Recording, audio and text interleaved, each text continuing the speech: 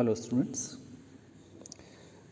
पिछले कुछ वीडियो में हमने black stem rust of wheat disease के बारे में पढ़ा और इसकी दो स्टेजेस हम लोगों ने प्राइमरी होस्ट के ऊपर यानी कि व्हीट के ऊपर यूरिटल स्टेज तथा टीलियर स्टेज पढ़ी।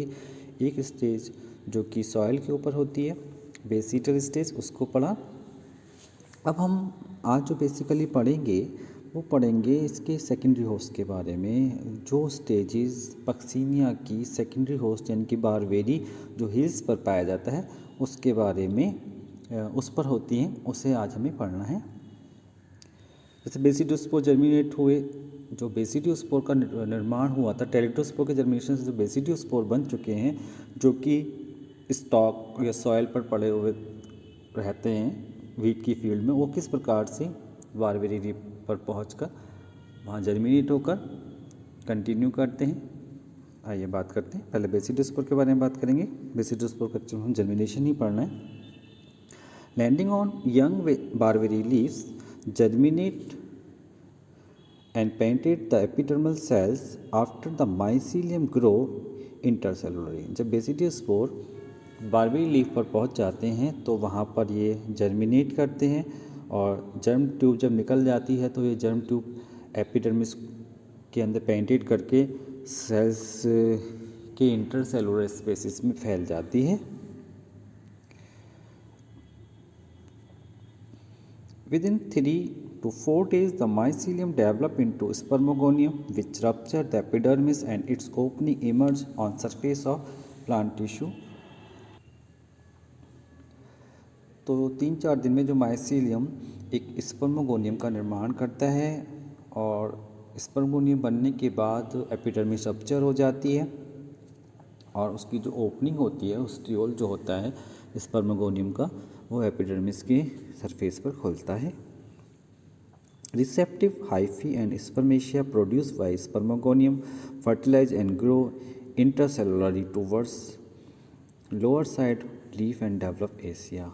जो इसमें क्या होता है एक्चुअल में, अगर हम बात करें इसकी स्पर्मोगोनियम की, जैसे जैसे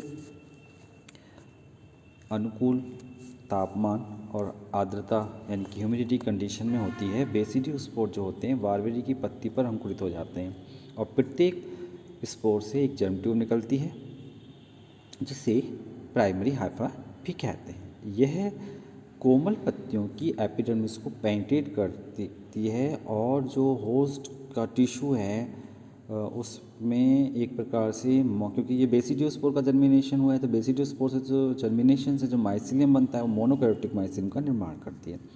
इन्फेक्शन के कुछ दिनों बाद ही जो होस्ट की एपिडर्मिस पर पैरासाइट टिश्यू के बीच में माइसीलियम की एक कंडेंस लेयर बन जाती है, ग्रुप बन जाता है। मतलब बेसिडोस्पोर के स्ट्रेन के अनुसार यह जो माइसीलियम होता है वो पॉजिटिव और नेगेटिव स्ट्रेन का होता है। यह माइसीलियम स्पर्मोगोनियम या पिक्निडियम का निर्माण करता है। हम इसको पिक्निडियम भी बोल सकते हैं और पिक्निडियम भी बोला जा सकता है और स्पर्मोगोनियम भी कहा जा सकता है। देखिए हम देख रहे हैं किस प्रकार से ये रिसेप्टिव हाइफी और स्पर्मेशिया दिखाई दे रहे हैं, बने हुए हैं पिक्निडियम में।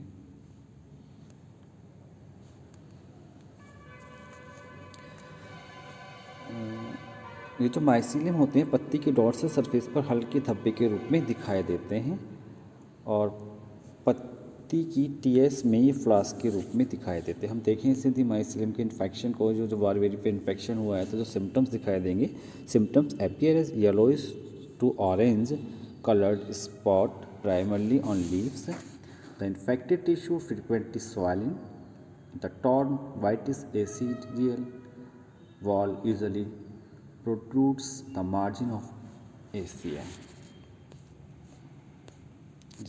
जब एसिडियम बनेगा तो ये जो माइसीलियम नीचे पहुंचकर एसिडियल कप का निर्माण करेगा, जबकि ऊपर जो है पिक्निडियल कप का निर्माण हुआ है।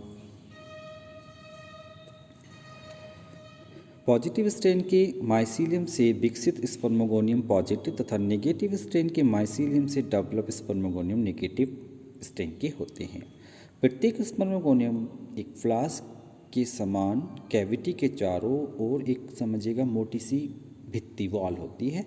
इस भित्ति में अनेक यूनिन्यूक्लिएट माइसीलियम बाहर की ओर निकलते हैं, जिन्हें स्पर्मेशियोफोर या पिक्निडियोफोर कह सकते हैं।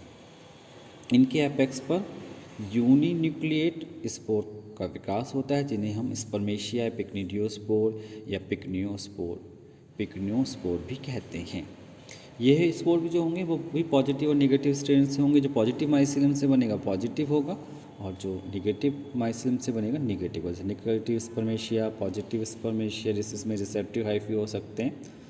तो जैसे जैसे माइसीलियम से बनेंगे इस प्रकार से बनते हुए दिखाई देते हैं। देखिएगा एक प्रकार से एसिडियम का भी निर्माण नीचे हो जाएगा और ऊपर जो है पिक्निडियम का निर्माण हुआ है। पिक्निडियम में स्पर्मेशियोफोर के अतिरिक्त दो अन्य प्रकार के माइसीलियम, जैसे हम पैराफाइसिस कह सकते हैं, पैरामाइसिस भी होते हैं और रिसेप्टिव हाइफी भी होते हैं। पिक्निडियम एक ओस्टियोल द्वारा पत्ती के सरफेस पर खुल जाता है। तो इस प्रकार हम देखें कि बारबेरी की लीफ में पॉजिटिव तथा निगेटिव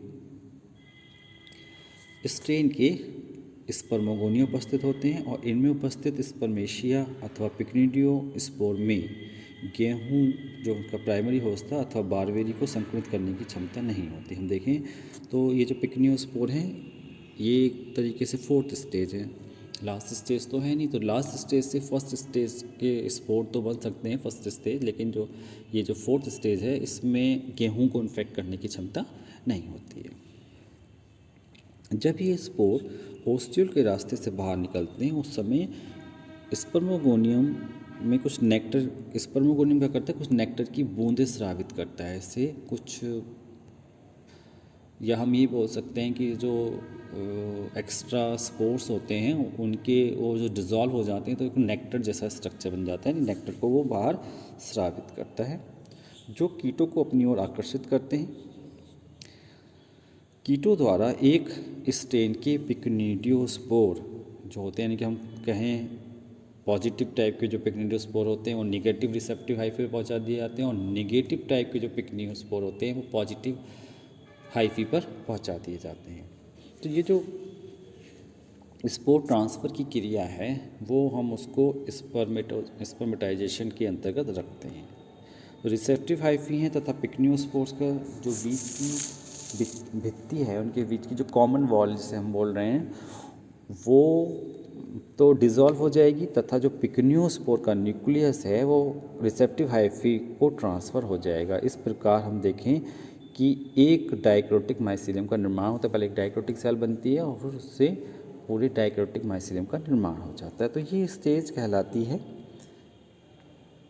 पिक्निडियम स्टेज, हम बोल सकते हैं पिक्निडियोस्पोर स्पर्मोगोनिया स्टेज बोल सकते हैं। अब हम बात करेंगे इसकी अगली स्टेज जो है वो है एसियोस्पोर स्टेज। इस प्रकार देखिए कैसे एसियोस्पोरेंजियम का किस प्रकार से निर्माण होगा। ये जो डाइक्रोटिक माइसीलियम एरो से रिप्रेजेंट किया गया है, इस डाइक्रोटिक माइसीलियम से नीचे ये कप जैसा स्ट्रक्चर यानी कि घंटी जैसा स्ट्रक्चर बना हुआ है वो बनेगा, ये जिससे एसियोस्पोर का निर्माण हो रहा है। ऊपर तो ये पिक्निडियम कप है, ये जो ब्लैक कलर के डार्क कलर के माइसीलियम देखो एरो से शो किए गए हैं वो हम क्या बना रहे हैं, एसिडियम। ये प्लाज्मोगेमी हो गई।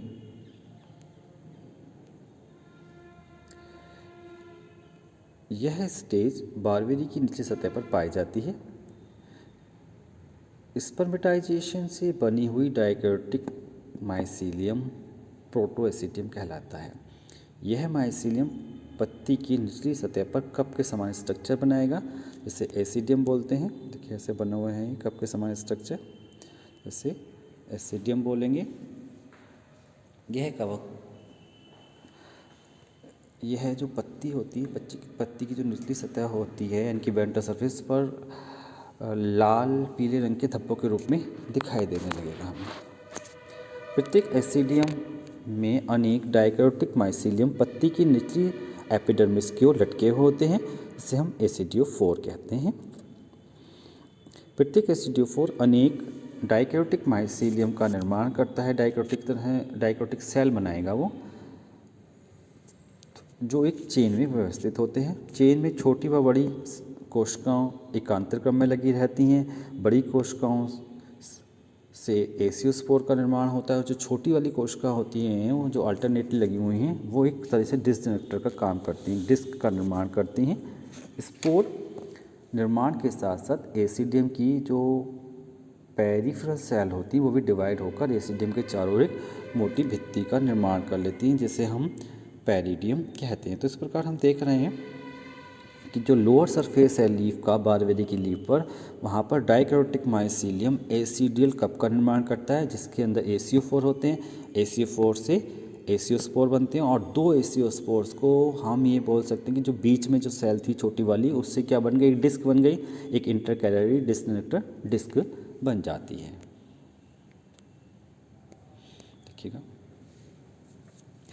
तो पक्ष ये जो एसियोस्पोरेंजियम होता है, aeciosporangium on lower epidermis, aeciospores infect primary host, aeciospore produce on alternate host infect primary host. अब सबसे इम्पोर्टेंट बात जो ये साइकिल की है, ये जो एसियोस्पोर यहाँ बने, जो सेकेंडरी होस्ट था, इसका जो अल्टरनेट होस्ट बारबेरी था, उसकी जो लोअर एपिडर्मिस पर जो एसियोस्पोर बनी, इनमें प्राइमरी होस्ट यानी कि वीट को इन्फेक्ट करने की क्षमता होती है। इससे इन्फेक्शन हो सकता है। और जो एसियोस्पोर दिखाई कैसे देते हैं, देखिए बहुत ही साफ और सुंदर स्लाइड में दिखाई दे रहा है। एसियोस्पोर्स इस प्रकार से देखिएगा, बहुत ही खूबसूरत तरीके से शो किया गया है। ये रहे सारे एसियोस्पोर्स। ये जो एसियोस्पोर्स होते हैं गोल, yellowish red, unicellular, binucleate, thick walled और 6 जर्म पोर वाले होते हैं। ये वीट पर यानी कि प्राइमरी होस्ट पर जर्मिनेट करके इन्फेक्शन कर सकते हैं। ये पूरा स्ट्रक्चर जो बाहर की पेरिडियम दिखाई दे रही है एसिडोस्पोरेंजियम कहलाता है। तो इस प्रकार हमने देखा कि बारबेरी पक्सीनिया की जो 2 स्टेजेस जो बारबेरी सेकेंडरी होस्ट पर होती हैं उसको हमने डिस्क्रिप्शन पढ़ा। इसकी लाइफ साइकिल के बारे में, हर बार ये डिजीज़ क्यों होती है, इसके हम एनुअल रिकरेंस के बारे में भी बात करेंगे। तो आज का वीडियो यहीं समाप्त करते हैं। Thank you.